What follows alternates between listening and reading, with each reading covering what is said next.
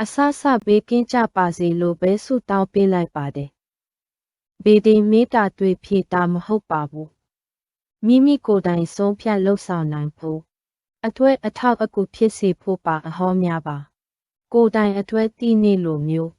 ဘာလို့သင်တယ်ဆိုတာဆုံးဖြတ်နိုင်ဖို့မိမိအတွက်ဒီနေ့တာဖြစ်နိုင်ခြေရှိတဲ့အကြောင်းအရာတွေကိုတည်နေခြင်းအဟောတည်နိုင်ဖို့PDF ဖိုင်နဲ့ပြန်ပို့ပေးပါတယ်သင်မွေးရလာတစ်မွေးချင်မွေးသေးတာ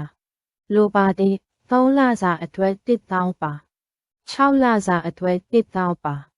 မူလစာတာအဟောသင်ဘဝတစ်သက်တာမှာဖြစ်နိုင်တဲ့အကြောင်းအရာများကိုပြောထားပေးတာဖြစ်ပါတယ်ဇာတာကိုလည်းဖွဲ့ပေးပါတယ်PDF ဖိုင်နဲ့ပြန်ပို့ပေးပါတယ်ဘိုက်ပါကပြန်ပို့ပေးပါတယ်စာမျက်နှာ14မျက်နှာခန်းရှိပါမယ်ဇာတာကတော့စာမျက်နှာ9မျက်နှာရှိပါမယ်သောင်းယူပါတယ်ဒသကာလအဟော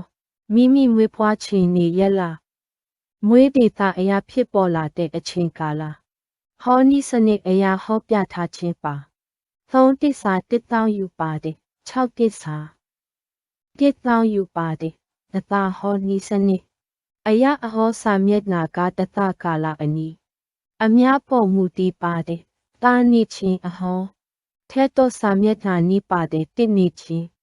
ငွေဝင်နိုင်ခြင်းအခြေအနေကိုခံမှန်းထားသောအဟောတင်မွေးရလာတစ်မွေးခြင်းမွေးဒေသလိုပါတယ်3လစာအတွက်1000ပါ6လစာအတွက်1000ပါ39 411 39 133ကိုဆက်သွယ်ပါPDF ဖိုင်နဲ့ပြန်ပို့ပေးပါတယ်